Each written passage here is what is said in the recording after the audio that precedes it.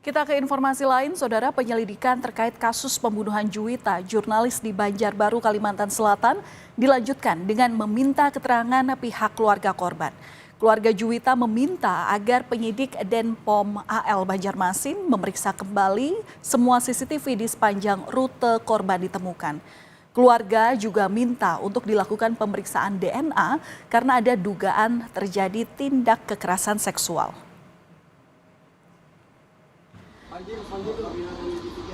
Dalam keterangannya, kuasa hukum bilang keluarga telah menyampaikan kronologi mulai dari korban dibawa ke rumah sakit otopsi hingga pemakaman.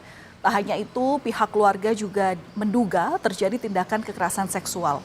Selain meminta keterangan keluarga korban, Denpom Lanau juga menyita satu unit mobil Daihatsu Xenia berwarna hitam, di mana mobil ini disebut dirental pelaku saat menemui korban di waktu kejadian.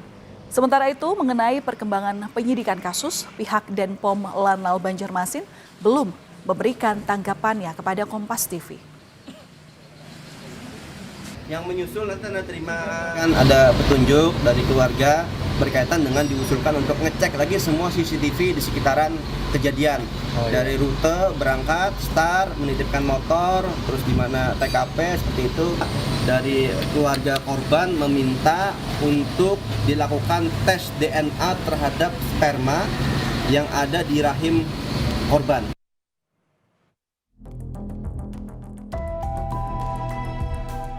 Kasus pembunuhan jurnalis asal Banjarbaru Juwita kini sudah naik ke tahap penyidikan. Sabtu 29 Maret lalu, Polda Kalimantan Selatan menyerahkan berkas dan barang bukti kasus pembunuhan Juwita ke Polisi Militer Denpom Lanal Banjarmasin karena lokasi dan waktu kejadian berada di wilayah hukum Lanal Banjarmasin. Selanjutnya Pom Lanal akan bekerja untuk mengungkap motif dan tersangka. Dari penyelidikan, ini udah naik ke tingkat penyidikan. Ya. Jadi sekali lagi kami mohon rekan-rekan wartawan bersabar, pimpinan kita tetap bahwa yang bersangkutan instruksinya adalah dihukum yang seberat-beratnya. Sebelumnya, Polres Banjarbaru sudah memeriksa 5 saksi, namun belum termasuk terduga pelaku. Kini, pihak keluarga korban meminta Denpom Lanal Banjarmasin mengusut serius kematian Juwita yang berdasarkan hasil otopsi ditemukan banyak luka memar di tubuh korban. Kesimpulan dari dokter forensik itu ini murni pembunuhan. Jadi kesimpulan otopsinya adalah pembunuhan satu. Yang kedua, hasil otopsinya itu lagi ya tadi adanya memar lebam di kemaluan korban. Kasus pembunuhan Juwita yang terjadi pada 22 Maret lalu sudah mendapat atensi dari petinggi TNI. Beberapa waktu lalu, Kapuspen TNI berjanji bila terduga pelaku yang merupakan anggota TNI AL terbukti terlibat, maka harus dihukum seberat-beratnya. Tim Liputan, Kompas TV.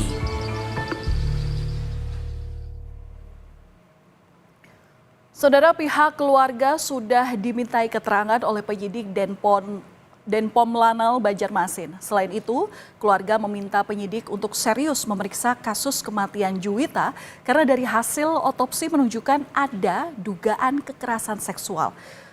Untuk mengetahui informasi lebih lanjut, kita sudah bersama dengan Koordinator Tim Advokasi untuk Keadilan Juwita, Muhammad Pazri. Selamat petang, Pak Pazri. Ya, petang Mbak Valen. Iya Pak, kemarin sudah dimintai keterangan pihak keluarga termasuk juga ada 5 saksi. Sejauh ini apakah sudah ada perkembangan dari hasil penyidikan yang sudah dilakukan oleh Denpom Lanal Banjarmasin? Ya, kemarin ada 2 orang saksi kembali diperiksa di tanggal 2 April 2025. Nah yang selanjutnya dari keterangan saksi itulah ada perkembangan-perkembangan yang kami dapatkan, temuan, dan juga kami bisa melihat beberapa hal yang sudah dilakukan oleh penyidik, termasuk juga dilakukan penyitaan alat bukti. Jadi ada 14 alat bukti yang sudah disita. Jadi dari kemarin itu juga kami menemukan beberapa hal yang sifatnya dari awal kronologis kejadian di tanggal 22 Maret 2025 sampai dengan dilakukannya otopsi. Jadi ada beberapa hal yang sifatnya kami memberikan masukan kepada penyidik. Jadi kami memberikan masukan kepada penyidik, Polisi Militer Denpom Lanal agar mereka benar-benar melakukan penyidikan secara menyeluruh, sama halnya dengan yang kami sampaikan sebelumnya untuk melakukan pengecekan kembali kepada semua CCTV yang dilalui oleh tersangka dengan korban. Yang selanjutnya lagi berkaitan dengan adanya hasil otopsi yang menurut kami juga perlu didalami lebih jauh seperti itu. Jadi dari adanya lebam, otopsi itu kan diantaranya adalah memar di telinga, terus leher patah, terus juga ada memar di pelipis, sampai dengan kepada rahim korban yang adanya cairan tersebut. Sehingga cairan itu pun yang disampaikan oleh dokter forensik bahwa cairannya volumenya cukup banyak, sehingga kami menduga bahwa apakah dalam kejadian ini tidak hanya dilakukan oleh satu orang yang hari ini menjadi tersangka seperti itu. Ya, Jadi, ada dugaan kekerasan yang ditemukan oleh pihak keluarga. Nah, ini apakah bisa dijelaskan kemudian kenapa keluarga bisa dikatakan meminta agar penyidik ini melakukan penyidikan ulang? Apakah dalam rentengan penyelidikan ini sebelumnya tidak dilakukan? Ya, kami membaca dari timeline waktu ketika korban ini meminjam motor kepada kakak korban. Jadi dari jam 10.30 lalu jam 13.00 itu sudah selesai kami anggap kejadian berdasarkan beberapa petunjuk CCTV.